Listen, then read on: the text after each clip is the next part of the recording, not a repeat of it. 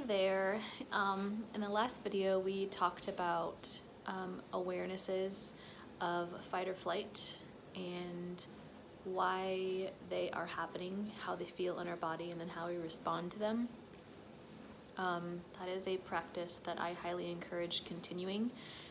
It's something that will probably never stop if we can help it, because it's a very crucial process that we go through, because we're always having new experiences with new people in new places, and we are always evolving as human beings. So I think that doing that awareness work is still essential every day, especially because we will start to discover all kinds of like mini triggers that lead to larger triggers and explosions.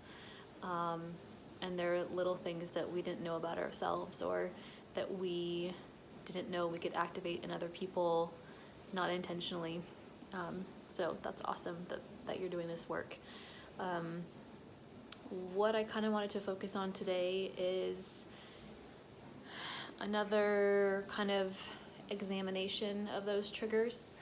The comparison and contrast between a trigger coming from an old wound that we have had, again, from childhood trauma, young adulthood experiences, and it could be an adult trauma as well that's rather fresh, but things that aren't actively happening at this very, very moment. So when I say past, I'm saying something that's not happening to you actively every day right now. So old wounds can be triggers, and then also the contrast is if you have current needs that are not being met, that is also a trigger.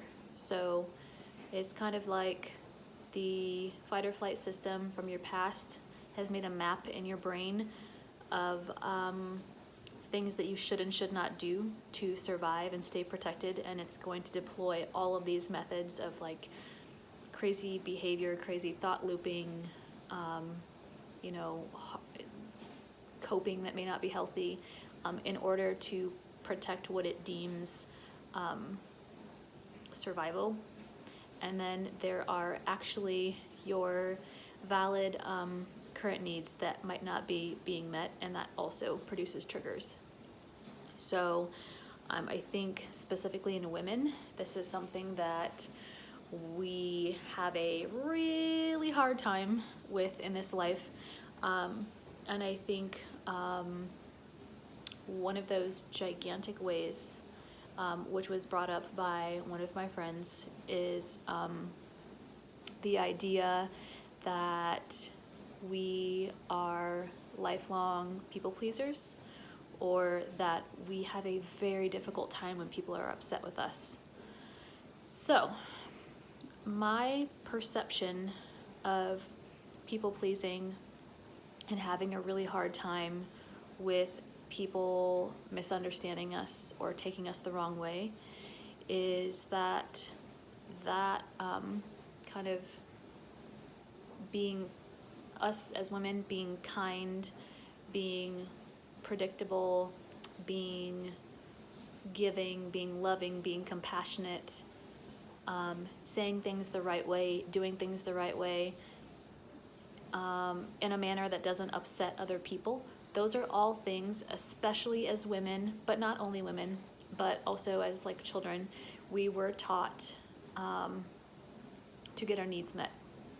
So, for example, for me, when I was young, I knew that I had two parents that were, I would say, not very emotionally available, not because they didn't want to be, but that's just probably how they oriented themselves in the world and were working. So I was working with two parents that were quite less emotionally available and physically available for giving love and affection. So to them, what allowed them to give me words of praise and affirmation were when I followed rules that they gave me the first time, or perfectly, in the form of grades, in the form of playing nicely, not being loud, essentially making no waves for them, and doing everything that we are socialized to do. And by doing those rules and doing everything properly, then they gave me words of praise.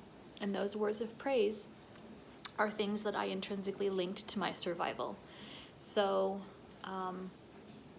to circle back, if I don't do things perfectly, again, at work or in a relationship, with friends, with significant others, with coworkers, if I don't do things in a way that's kind, compassionate, gentle, loving, and always appropriate, I think that those people are going to withdraw their love and affection from me, and also their financial support of me.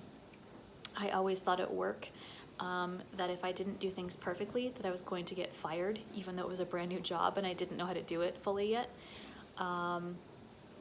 In school, I always thought that I was going to fail, because everything is a grading system that felt like it had to be perfect.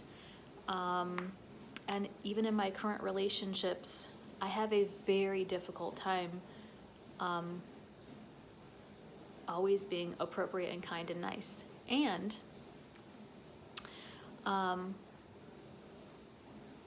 sometimes the way that we are received by another person is also a reflection of their triggering. So,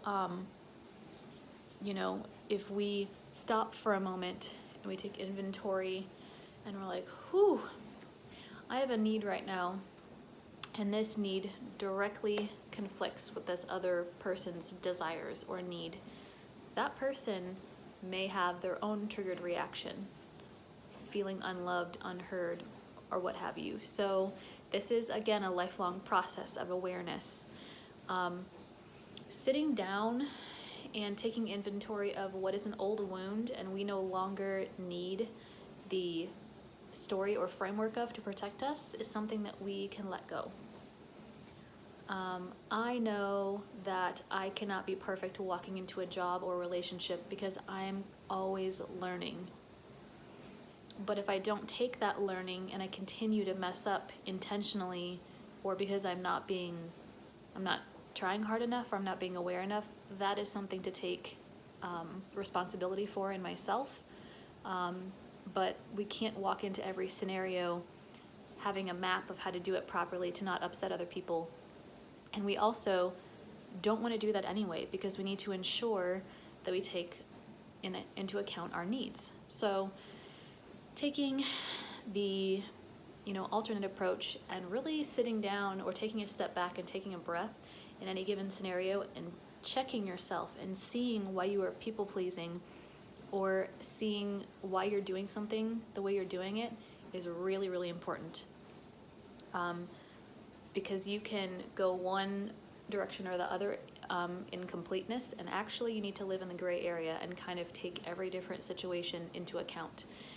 Like, this is the underlying notion of triggering, right? And we're trying to not get into that fight or flight. So, like I said, if you need to remove the old map of old things that are trying to protect you that you no longer need, get rid of that. But if you walk into a situation and you're like, fuck, I am completely triggered and I feel really out of sorts. One, is it because you have a basic need that is not being met? Are you tired? Are you hungry? And are you safe physically? Because if you're not, those are valid reasons to be triggered in fight or flight. And having a better understanding of when you're tired, why you're tired, when you're hungry, all of these things, you can start to better serve yourself in these situations, and you don't have to have permission to take care of these things for yourself. If you are in a household where typically you all eat meals together, and that's something really important to your partner, you can be fully on board. However, if you have needs where you need to eat sooner because you know that your mental state is changing, you need to gently take that person aside and say, hey, this is not about you. I really love eating with you, but I need to take care of myself right now. So I'm gonna go eat a snack, or I'm going to eat early. This is something that we were not taught to do because we know that that could trigger that other person.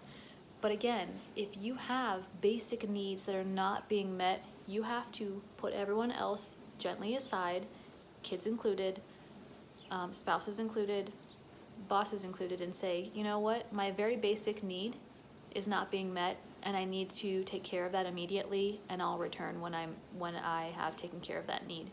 Because if you routinely don't take care of yourself, you are constantly people pleasing. You're constantly being a martyr for the cause of not making other people upset. And as far as like Maslow's hierarchy of needs, I generally try and warn people in any given moment of the day. I will say, hey, I'm functioning at the super, super basic level. I need to sleep, eat, and be physically safe in a home environment. And that's all I can do right now. I am functioning at the very, very basic level. The next level for me, and kind of on the chart, which I encourage you to look up, it's very, very eye-opening, though basic, is like you can function with more emotional presence. There is an attachment and giving and receiving of love and affection, and you can't do that. You can't expect that from anyone else or yourself if your basic needs are not met. So this is really, really, really important. Take inventory of if things are an old trigger wound and get rid of it, or take time in these scenarios to realize that you are not taking care of your basic needs, so you can't take care of anything above that, and you also can't take care of anyone else. So the next video will be about kind of taking inventory of boundaries around these basic needs. But for now, focus on old wound or current need that's not being met.